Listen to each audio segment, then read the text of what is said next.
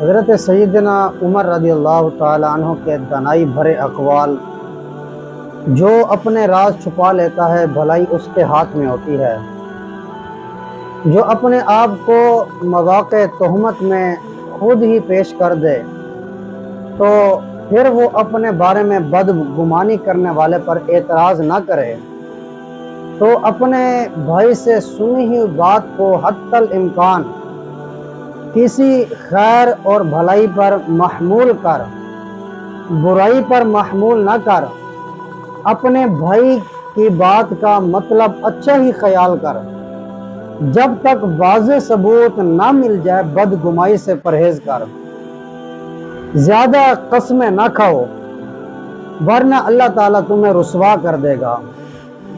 تمہارے بارے میں کوئی اگر اللہ تعالیٰ کی نافرمانی والا اقدام کرے تو تم اس وقت اس کا بدلہ چکانے والے نہ بنو جب تک کہ تم اس کے بارے میں اللہ تعالیٰ کی فرما برداری والا راستہ اختیار نہ کرو۔ سچے دوستوں اور بھائیوں کو لازم پکڑو، ان سے فیض حاصل کرو، وہ تمہاری خوشحالی میں زینت کا سبب ہوں گے اور تنگی کے دنوں میں تمہارے بازو بنیں گے۔ یہ سب زبردست حکمت کی باتیں ہیں۔ ہر حکمت تربیت کی جو لا نگاہ میں لا متناہی وسعتوں کی حامل ہے۔ ان حکیمانہ باتوں کی تعلیق و تشریح کچھ اس طرح ہے کہ راز چھپاؤ بھلائی پاؤ۔ انسان اپنے آپ کا خود حاکم ہوتا ہے جب تک اس کا راز اس کے دل میں ہے، وہ یقیناً ایک محفوظ بات ہے، لیکن جب وہ اپنا راز کسی ایک یا زیادہ افراد پر آشکار کر دیتا ہے، آگے شیئر کر دیتا ہے، تو پھر وہ راز نہیں رہتا۔ اب اگر اپنا راز ظاہر کرنے والے آدمی اپنے راز کو دوبارہ پوشیدہ رکھنے کی کوشش بھی کرے تو وہ اس کوشش میں کبھی کامیاب نہیں ہو سکتا، وہ ناکام ہی رہے گا، کیونکہ جو بات ہونٹوں سے نکل جاتی ہے وہ کوٹھوں پر چڑھے بغیر نہیں رہتی۔ شبہات والی جگہیں اور کام بدگمانی کو جنم دیتے ہیں۔ انسان سب سے پہلے اپنے آپ کا خود ہی ذمہ دار ہے۔ اسے ہر ممکن طور پر اپنے آپ کو مواقع تہمت سے دور رہنا اور اپنا معاملہ بہرحال صاف رکھنا چاہیے۔ اگر کوئی شخص اس کے کسی عمل سے کوئی غلط اندازہ لگانے کی کوشش کرے تو اسے اپنے عمل کی فوراً وضاحت کر دینی چاہیے، چاہے یہ شخص معاشرے میں کتنا ہی نیک نام ہو، اسے اپنے عمل کی صفائی بہرحال پیش کرنی چاہیے۔ معاشرے میں کتنا ہی نیک عمل کرنے والا ہو تو اس کو اس کام کی صفائی ضرور پیش کر دینی چاہیے۔ رسالت مآب صلی اللہ علیہ وآلہ وسلم کی درخشاں مثال موجود ہے۔ وہ رات کو اپنی اہلیہ محترمہ کے ساتھ کھڑے تھے، انہیں دو افراد نے دیکھا تو آپ نے فرمایا: علی رسلکما انہا صفیۃ بنت حی، یہی ٹھہر جاؤ اور سن لو کہ میرے ساتھ صفیہ بنت حی کھڑی ہیں۔ گفتگو سے حتی الامکان اچھا مطلب اخذ کرنا۔ سیدنا حضرت عمر پاک رضی اللہ تعالی عنہ کی طرف سے بدگمانی سے بچنے کے لیے یہ بڑی اچھی نصیحت ہیں۔ مسلمانوں کا آپس میں ایک دوسرے کے لیے اچھا گمان رکھنا مطلوب چیز ہے۔ مسلمان کو چاہیے کہ ایسے الفاظ جو بظاہر اچھے مطلب کے حامل نہ ہوں انہیں بھی حتی الامکان خیر ہی پر محمول کرے، جب تک معاملہ واضح نہ ہو جائے کہ متکلم نے شر ہی کا ارادہ کیا ہے۔ ہر مسلمان کو اس طرح سوچنے کا حکم ہے تاکہ ہر مسلمان کو اپنی ذات کے بارے میں یا جو اس کے ماتحت ہو اس کے بارے میں اسی طرح سوچنے کا بھی حکم ہے، تاکہ وہ غلط فہمی کی بنا پر کسی کا غلط مواخذہ نہ کر بیٹھیں۔ کثرت سے قسمیں کھانا یہ رسوائی کا باعث بنتی ہے۔ ہر بات پر قسمیں کھانا، ہر بات پر جو ہے نا اللہ کی قسمیں کھانا، قرآن مجید پر ہاتھ رکھنا، قرآن مجید کی قسمیں کھانا، یہ رسوائی کا باعث بن جاتی ہیں۔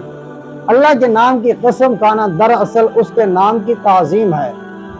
جب تک قسم بقدر ضرورت ہو اور اللہ تعالیٰ کی تعظیم اور خشیت دل میں موجود ہو تو قسم کھانے والے شخص کے موحد ہونے اور اللہ تعالیٰ کی تعظیم پر دلالت کرتی ہے۔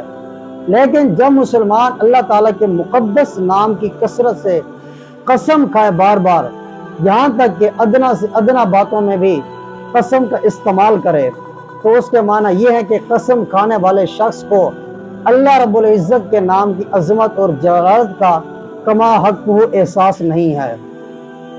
ایسا طرز عمل بے پرواہی اور اہانت کے زمرے میں شمار کیا جاتا ہے۔ اس کا نتیجہ یہ ہوگا کہ خود اس کی اہانت کا سامان پیدا ہو جائے گا اور وہ انتہائی زبردست خسارے سے دوچار ہو بیٹھے گا۔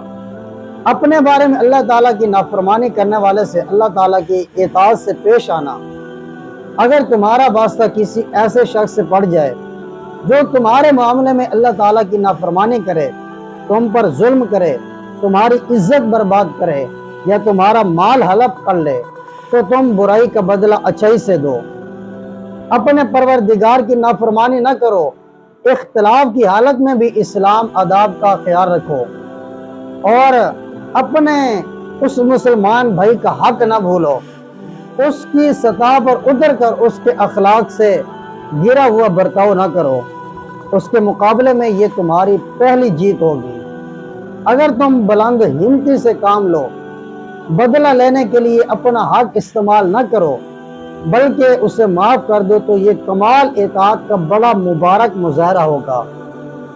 کھڑے لوگوں سے دوستانہ تعلقات ممکن ہے کہ کوئی ایسا آدمی جو تمہارا نسبی بھائی نہ ہو لیکن ان سچے بھائیوں میں سے ہو جن کے دل آپس میں تقوی کی بنیاد پر جڑے ہوئے ہوتے ہیں۔ ایسے بھائی نسبی بھائیوں کے مقابلے میں زیادہ قربانی دینے والے اور احسان کرنے والے ہوتے ہیں۔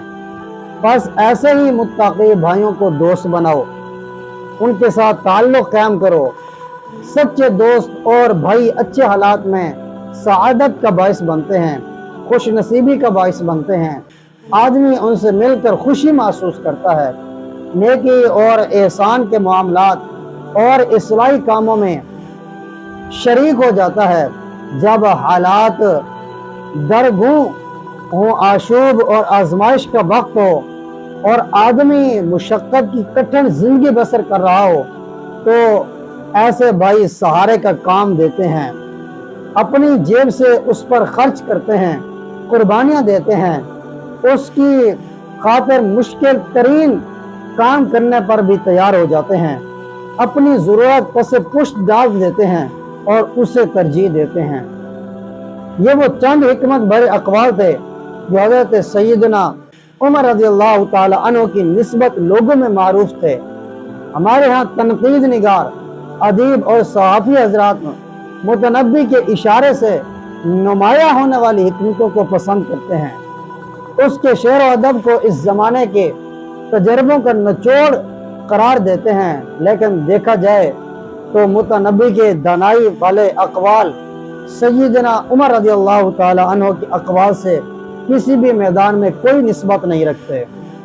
متنبی نے تو اپنے دور کے لوگوں کے تجربات جمع کیے، جبکہ سیدنا حضرت عمر رضی اللہ تعالی عنہ نے اپنے فکر و نظر سے لوگوں کی رہنمائی کے لیے دانائی سے بھرپور باتیں ارشاد فرمائی۔ ان کے ملفوظات، اقوال کو اسلوب حکمرانی، عدل و انصاف اور اخلاقیات میں نہایت ممتاز اور نتیجہ خیز حیثیت حاصل ہوئی۔ اگرچہ بظاہر ان کے اقوال قوانین کی زبان میں نہیں لکھے گئے اور نہ وہ مفصل شکل میں دستیاب ہو سکے، ان کے باوجود ان کے ارشادات متبدل حکمتوں اور منقول ضرب المثال ہیں۔ میں اپنی مثال آپ رکھتے ہیں، روشنی دکھائی دیتے ہیں۔ سیدنا عمر رضی اللہ تعالی عنہ کے اقوال زبان اور بیان کی روح سے بھی بڑے بلند مقام کے حامل ہیں اور بڑے دقیق حقائق کی خبر دیتے ہیں۔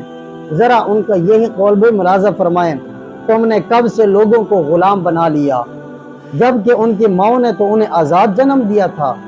اسی طرح ایک اور ارشاد ہے، فرماتے ہیں امر خلافت میں نرمی کی ضرورت ہے، کمزوری کی نہیں، قوت کی ضرورت ہے، ظلم کی نہیں۔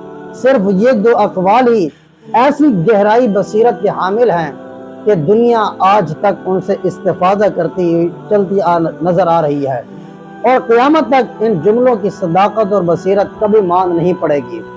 سیدنا عمر رضی اللہ تعالیٰ عنہ نے اپنے اعمال کے بارے میں ارشاد فرمایا کہ میں اللہ کی جناب میں کسی بھی طاقتور کے ظلم اور متقی کی درماندگی کا شکوہ پیش کرتا ہوں۔ مزید آگے فرمایا کہ جو شر کو جانتا ہی نہیں زیادہ امکان ہے کہ وہ شر میں مبتلا ہو جائے۔